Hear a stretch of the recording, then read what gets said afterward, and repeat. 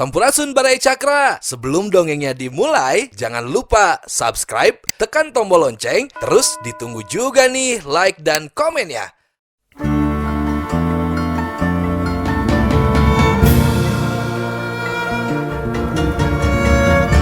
Baraya Cakra, parantos waktosna 80,5 FM Radio Cakra, midangkeun dongeng Sunda Dora-Dori.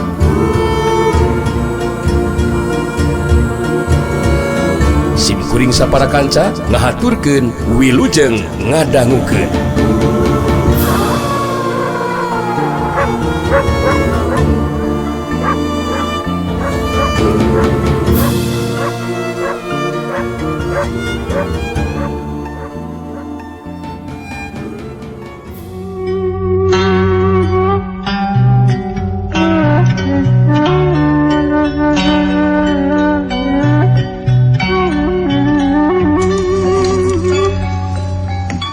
Jaka Sinangling mancuh dina tangtunganana bari nyala ngararet kalebah tempatna Mbah Ragahejo.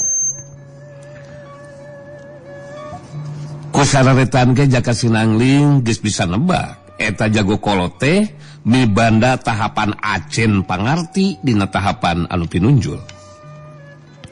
Sedengkeun Kisangkal Wulung anu geus mancuhkeun tangtunganana. Harita jadi penasaran, saya gade diri pikeun neruskeun tarungna ngagunakeun jurus anu lebih ampuh dibarengan ku kakuatan tanaga lapisan 3/4 bagian. Dina kayaan bari masih ngemuka kaget sabab kekuatan panajang lawan mampu nembus kekuatan ilmu waktu galung. Harita Kisangkal Wulung terus nyarita, "Ya, Jaka Sinangling, si lain tadi bisa ngasupkeun panarajang saukur kabeneran sakedeung digeran dewek anu bakal ngasupkeun panarajang ku jelawan deui sia. Umur jeung pangalaman dewek makalangan dunia kajawaraan aya di saluhureun si lain Jaka Sinangling. Anu matak dina jurus saterusna dewek anu ngasupkeun panarajang sia." Jaka Sinangling sikapna tetap tenang tapi tanes dina caritanana. Di antara urang duaan dina lubang Sungai Tarung boga kesempatan anu sarua pikeun ngasupkeun panarajang ka Jilawan. Sabab di antara urang duaan Kisangkal Wulung boga karep kahayang anu sarua. Nyata aya dina kaunggulan mampu ngungkulan nu jadi lawan. Yeah! Anu mata ayeuna waktuna dewek narajang deui tadas ya kurang ajar.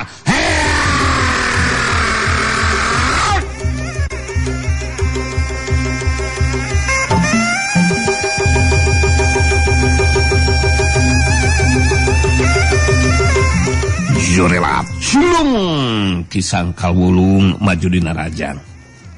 Sabatan senjata pedangna jadi beuki garang.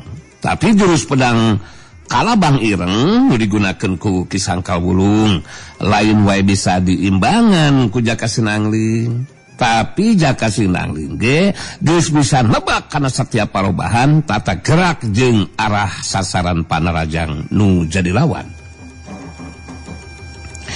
Ngajadikeun karep kahayang Kisangkal Wulung bisa ngasupkeun panarajang ka nu jilawan teh teu bisa jadi kanyataan.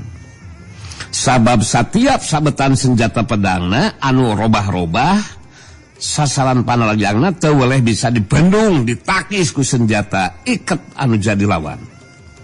Abu hiuk sang dina hiji kasempetan harita Kisangkal Wulung kapalingan gerak diwe.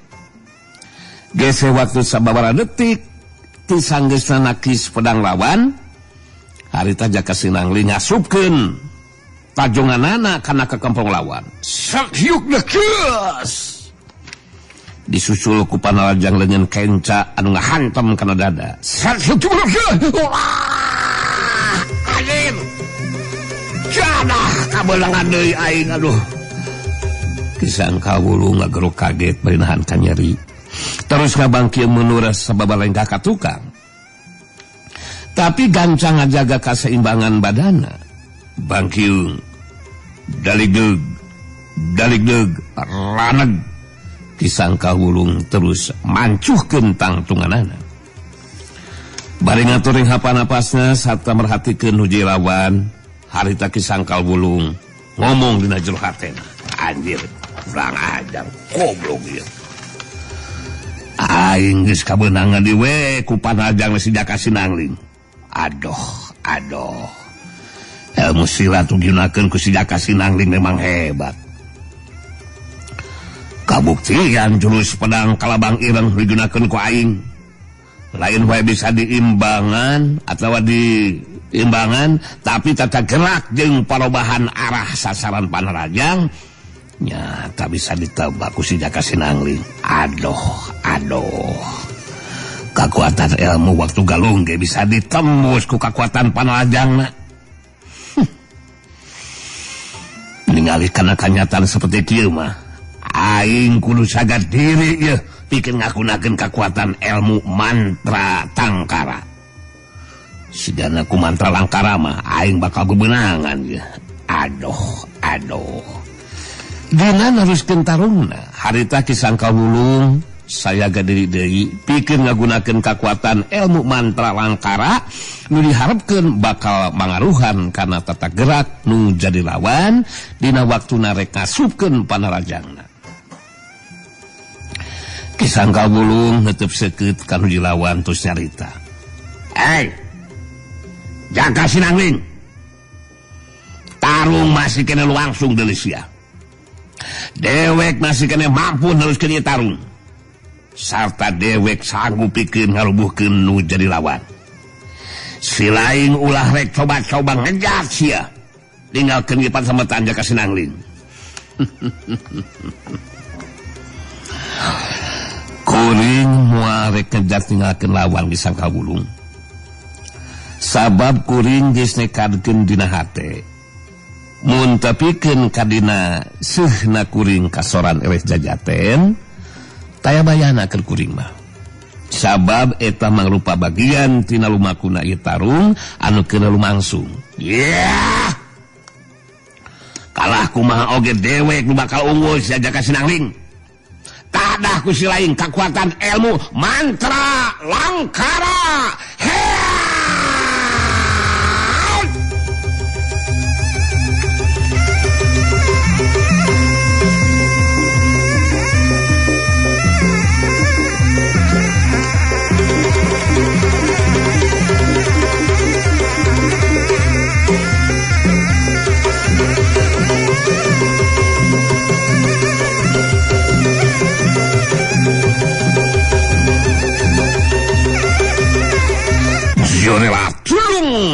Kisangka Wulung maju di Narajang.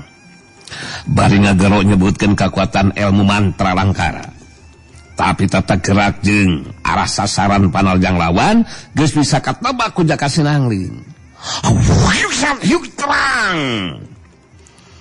Waktu Jaka Sinangling naki senjata pedang lawan anu kadua kalina ku senjata iketna. Harita Jaka Sinangling ningali aya celah lolongkrang kosong. Bikin ngasupkeun Panarajang balasanana. Senjata iket Jaka Sinangling ngahantem kana dada lawan.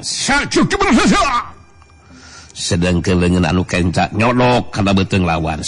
Sodok beuteung geuk ngek we.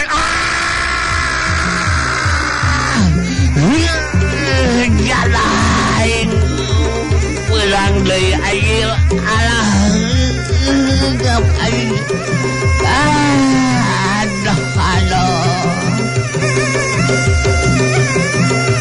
Kisangka Wulung ngagaonahan ka nyeri bari ngapanggih mundur sababaraha lengkah ka tukang. Tapi kekuatan daya tahan badana memang hebat oge. Harita Kisangka Wulung masih kena bisa ngajaga kasaimbangan badana. Bangkil, daligdeug, raneg saterusna mancuhkeun di tangtunganan. Bari merhatikeun nuju lawan, Kisangka Wulung ngupat tina jero hatena. Alah edan. Bener-bener aing asa teu percaya. Aduh. Ningali kana ieu kenyataan. tata gerak Panarajang Sejaka Sinangling tetela teu kapangaruhan ku kakuatan ilmu mantra langkara. Aduh, Panarajangna tetep labas kana sasaran. Aduh. Padahal dina jarak deket seperti tadi, kuduna tata gerak Panarajang Sejaka Sinangling kapangaruhan ku ilmu mantra langkara. Kurang ajar. Kemampuan ajen pangartina Sejaka Sinangling. Aduh. Jelas bisa dianggap enteng mun kayak kieu mah yeuh. Bagi namahan kakagetna sabab Jaka Sinangling tata gerak Panarajangna dina jarak anu deket tetela teu kapangaruhan ku kakuatan ilmu mantra langkara. Panarajangna tetep labas kena kana sasaran. Kanyataan anu meh teu bisa dipercaya ku Ki Sangkal Wulung dina waktu harita.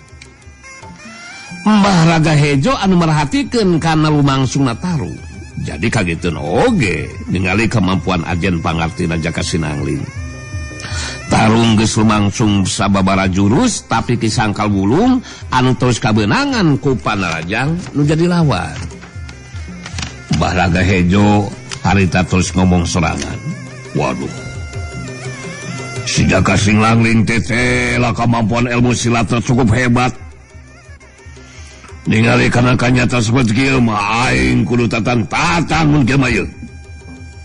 Mun tepikeun ka si Wulung eleh jajaten dirubuhkeun ku si Jaka Sinangling, aing kudu maju pikeun ngayunanana. Sedengkeun Ki Sangkal Wulung sanajan geus nyaho kakuatan tanaga lapisan nu jadi lawan teu kapangaruhan ku kakuatan ilmu mantra langkara. Tapi Ki Sangkal Wulung masih keneh penasaran. Harita nangtukeun sikapna pikeun ngagunakeun kakuatan Panarajang anu sapinuhna. Nyata jurus pamungkas pedang Kalabang Ireng dibarengan ku kakuatan tanaga lapisan sapinuhna. Ki Sangkal Wulung bari ngawangun pasangan dina jurus pamungkasna. Musirkeun paneutepna ka Jaka Sinangling meletus nyarita. Si lain montong waka ngarasa geus unggul sia kurang ajar Jaka Sinangling. Dewek masih kene mampu deuleunuskeun ieu tarung. Ku dewek bakal dipastikeun sahan bakal unggul dina ieu tarung. Kalah kumaha oge dewek anu bakal unggul mah Jaka Sinangling.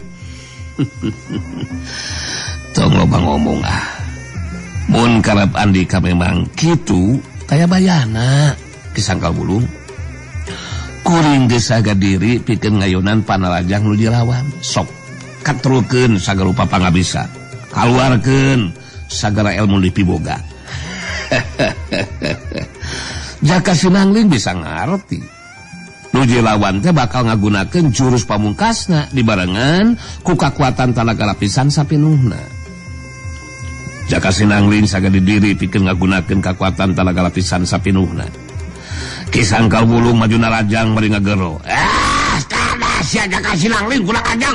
Roboh sia jurus pamungkas pedang Kalabang Ireng.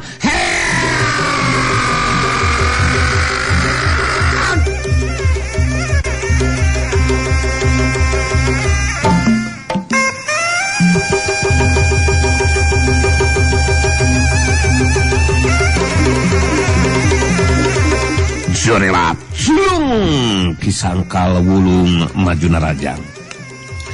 Jaka Sinangling himbangan Panarajang lawan.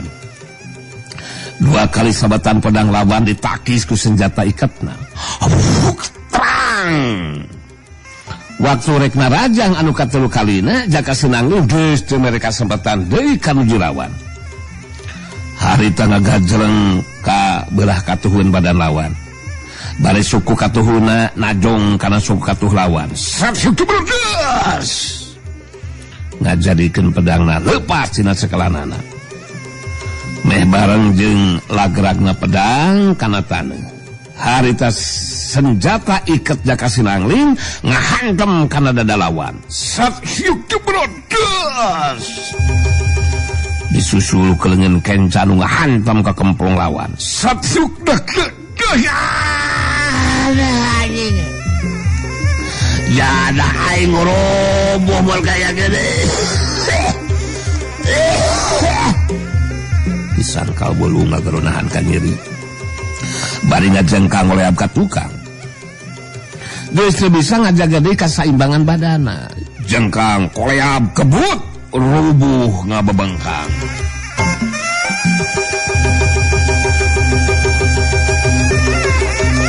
Kisangka Bulung ngagerunahan ka nyeri bari ngajengkang oleh abka tukang. Geus teu bisa ngajaga deui kasaiman badana. Jengkang koleab kebut. Meh bareng jeung rubuhna Kisangka Bulung. Hari tangan sakorepat dina jarak anu rada anggang Mbah Raga Hejo mancuh dina tangtunganana di hareupeun Jaka Sinangling. Sorot panon Mbah Raga Hejo bangun anu tamus karena jantung.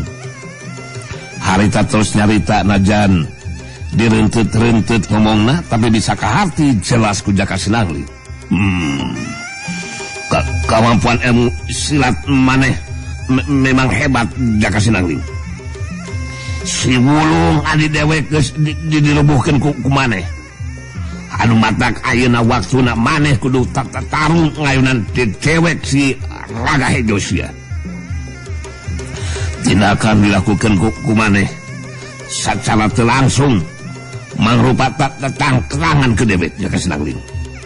Anu mataku dewek bakal dibuktikan kemampuan Acen pangartep dewek anu bakal mampu ngungkulan Acen si bapak preman Acen pangartep Jirawan ajar sia. Jaka Sinangling malas tetepan Mbah Raga Hejo terus nyarita.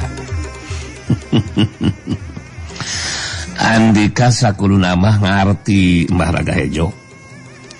Tindakan dilakukan kukuring taya di kajaba hayang ngabela wanita anu lemah nu teu walakaya teu bisa ngelawan.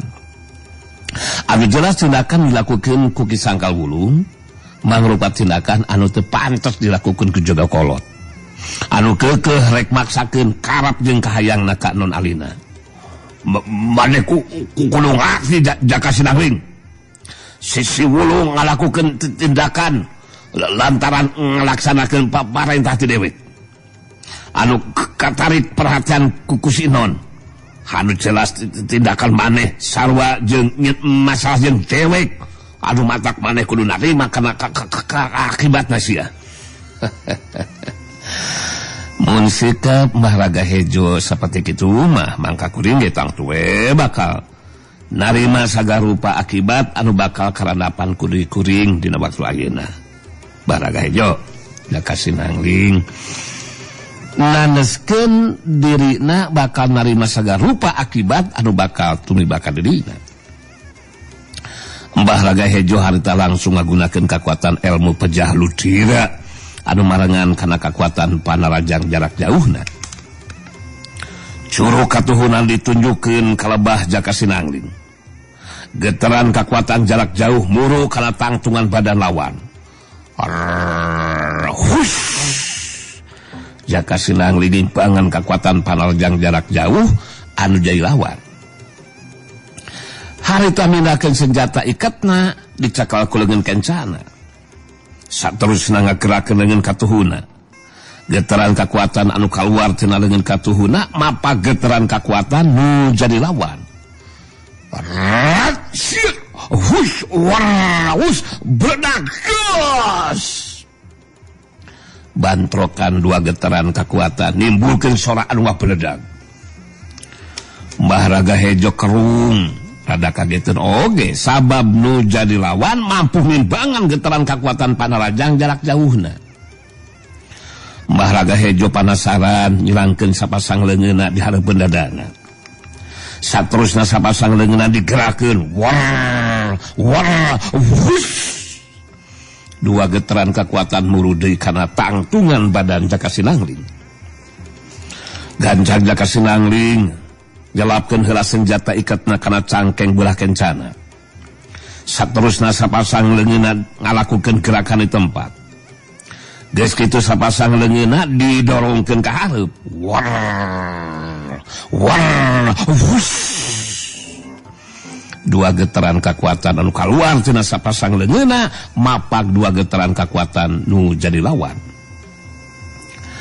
Bantrokan getaran kekuatan nu langsung nimbulkeun sora anu mapeledak dua kali. Mbah Raga Hejo ngajarijeg sukuna mundur salengka. Sedengkeun Jaka Sinangling ngageser sajengkal meh dina waktu anu bareng duanana pada marancuhkeun di tangtunganana. Mbah Raga Hejo jadi beuki penasaran. Harita sukuna atau suku katuhuna nyerang kana taneuh. Nyerang. Getaran kekuatan dina jero taneuh maju muru kalawah Jaka Sinangling. Pikir nyebangan getaran kekuatan dina jero taneuh anu maju muru kana tangtunganana.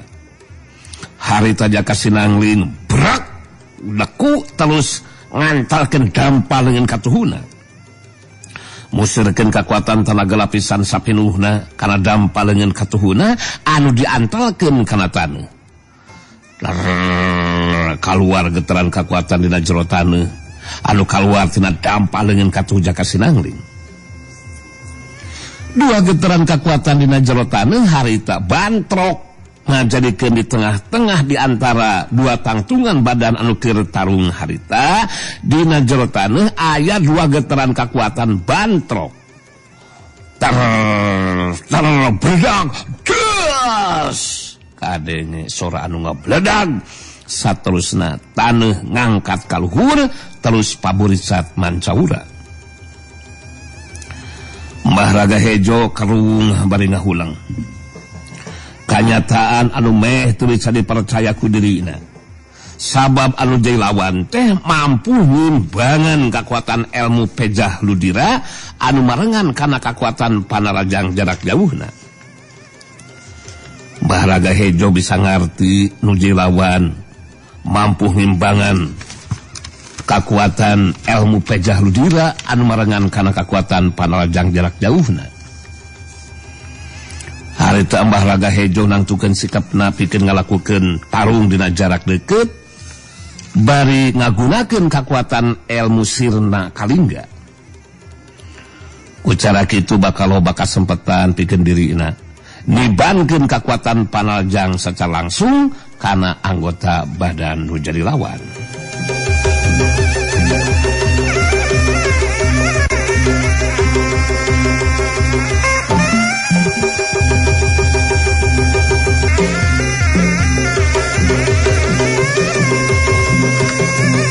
Ningali Mbah Raga Hejo tatan saga diri pikeun neruskeun tarungna.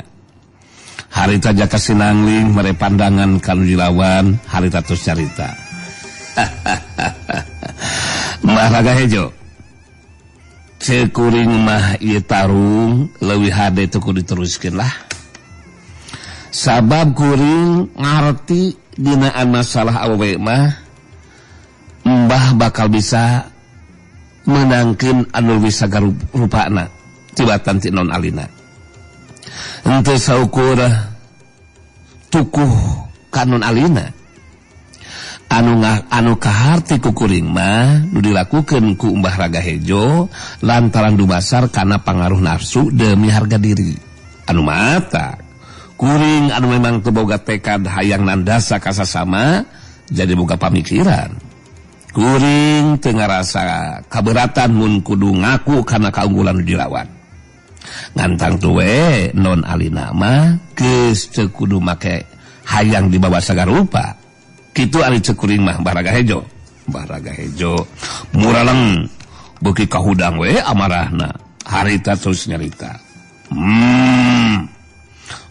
Maneh montong ngomong ka malakarap Jaka Sinangling. Tarung anu lumangsung moal bisa dieureunkeun. Bakal dieureunkeun mah mun kayaan maneh geus kalungsar jadi banusan.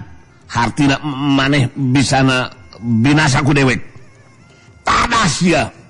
Omong wae sia.